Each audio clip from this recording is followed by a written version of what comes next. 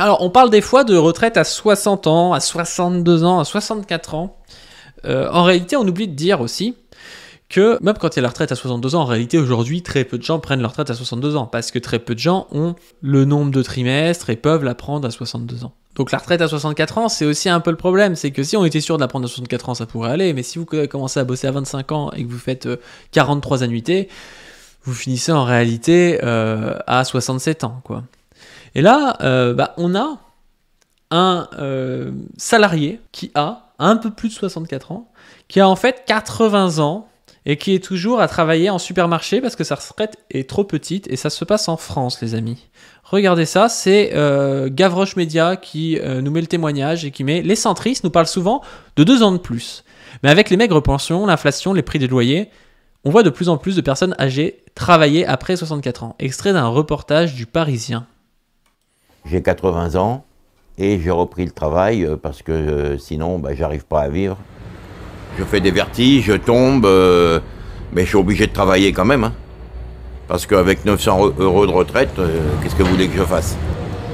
Et demander l'argent à mes enfants, ça me gêne. Et c'est ma veste de travail du magasin. Alors, vous voyez comment j'ai des difficultés avec un bras de m'habiller.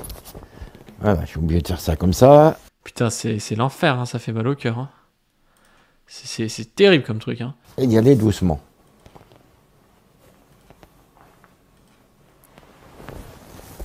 Voilà. J'aurais jamais pensé que j'aurais travaillé à cet âge-là. C'est pour ça, dites-vous aussi, au-delà des arguments par rapport à vous-même, par rapport à, je sais pas, au taux de chômage, que plus on retarde la retraite et plus on baisse les pensions, forcément, plus on a de cas comme ça. Et on se bat aussi pour ce genre de personnes qui se retrouvent dans des situations qui sont humainement quand même assez compliquées, quoi. Déjà, pour commencer, avec une retraite de 900 €, dans mon appartement ici, je paye 595 €. 595 €, quand tu gagnes 600 balles, 900 balles, ça fait qu'il te reste 300 balles pour vivre et pour payer d'autres choses, je sais pas, l'électricité, si c'est pas compris dans le loyer, pour payer de l'essence et tout, ouais, t'es obligé de taffer, quoi. Ou alors t'es obligé de changer de lieu de vie, mais dans certaines régions, 600 balles, c'est déjà pas tant si gros que ça comme loyer, quoi. Après, Gavroche nous dit « Cette volonté des capitalistes d'user les travailleurs jusqu'au bout est permise par un contexte d'augmentation du coût de la vie, obligeant les travailleurs les plus pauvres à travailler toujours plus au prix de leur santé. » Et là, c'est une image qui avait fait pas mal de bruit à l'époque. C'est Walmart à Los Angeles, donc le supermarché, avec un type qui a 98 ans. Il fête son 98e anniversaire. Il a un bras en moins. Et le type, il bosse au supermarché. Quand on parle d'américanisation de la société, au final, le pire, c'est pas forcément les théories sur la race, je sais pas quoi, importées des États-Unis. C'est peut-être ça aussi, c'est la libéralisation à outrance et les cases de la sécurité sociale, du système de retraite, de tout ce qui avait été conquis après la Seconde Guerre mondiale, notamment par le Parti communiste français.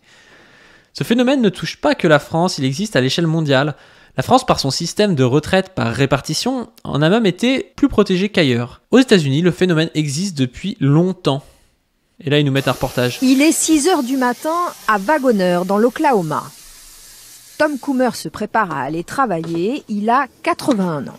C'est de plus en plus dur d'aller travailler, mais je me force. Tous les matins, je me lève, je me mets dans la tête que c'est jour de boulot. Employé du mois dans le supermarché où il travaille, Tom Coomer fait un mi-temps. Je rappelle que dans les pays de l'Est, dans la plupart des pays de l'Est, il y avait une retraite à 60 ans pour les hommes et 55 pour les femmes, parce qu'on considérait aussi que pour les femmes qui partent plus vieilles, vu qu'elles voulaient avoir une politique plutôt nataliste, ça a aidé aussi à ce qu'il y ait des grands-mères qui s'occupent des enfants, de la fille, tout ça, enfin, vous comprenez bien le truc.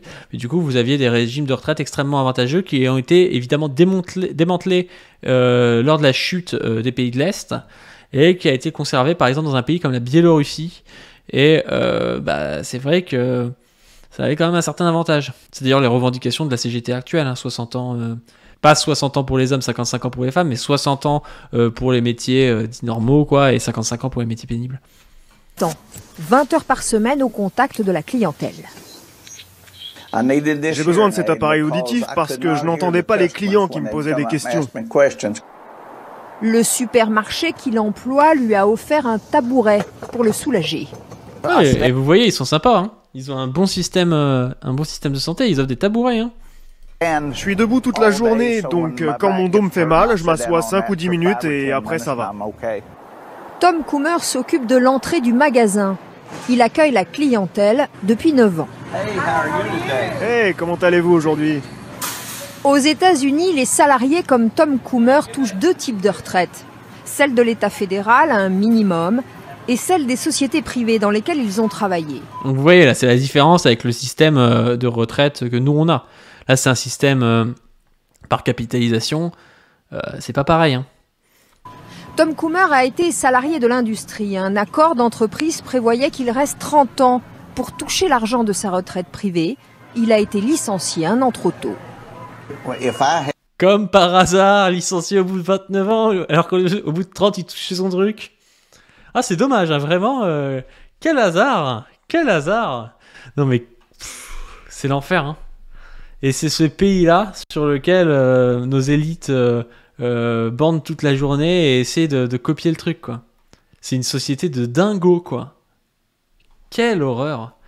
Dans le reportage ci-dessus, il est dit que cet homme de 81 ans doit travailler car sa pension fédérale donnée par l'État ne lui suffit pas, car il n'a pas pu toucher sa pension issue d'un fonds de pension privé suite à un licenciement. Cette privatisation du système de retraite que des libéraux rêvent de mettre en place en France permet aux entreprises de faire un chantage monstrueux aux travailleurs. En démissionnant ou en étant licenciés, ils perdent une grande partie de leur retraite. Mais ceux qui touchent leur pension privée ne sont pas forcément plus chanceux. Les gestionnaires de fonds de pension étant des entreprises, ils peuvent faire faillite ou connaître d'importants déficits, et ce sont les retraités qui payent. Et là, y a un article en gros qui vous explique qu'il y a des fonds de pension qui ont eu des problèmes. Alors je sais pas ce qui s'est passé, peut-être la bourse, peut-être je sais pas quoi. La faillite de Détroit provoquée par ces fonds de pension. Et en gros, bah là je l'avais lu sur mon portable tout à l'heure. Et en gros, il nous explique que ils ont été obligés de baisser genre de 5 à 20% les retraites des gens pour pouvoir compenser, quoi, parce que les mecs ont un système de retraite qui peut varier selon le cours de la bourse ou des choses du genre, alors que nous c'est pas possible, quoi. Mais circuler, il n'y a rien à voir. Et là, ils nous mettent l'article avec BlackRock, la Légion d'honneur qui passe mal. Parce que BlackRock, en France, c'est un peu le fer de lance de la retraite par capitalisation. Et c'est ce genre de société qui voudrait mettre la main sur le gros pactole des retraites qu'il y a dans notre système par répartition. Et c'est à eux que profiterait en particulier la réforme des retraites, parce que plus vous mettez l'âge haut, plus vous forcez les gens à capitaliser pour prendre leur retraite plus tôt, ou les gens qui veulent carrément casser la retraite par répartition.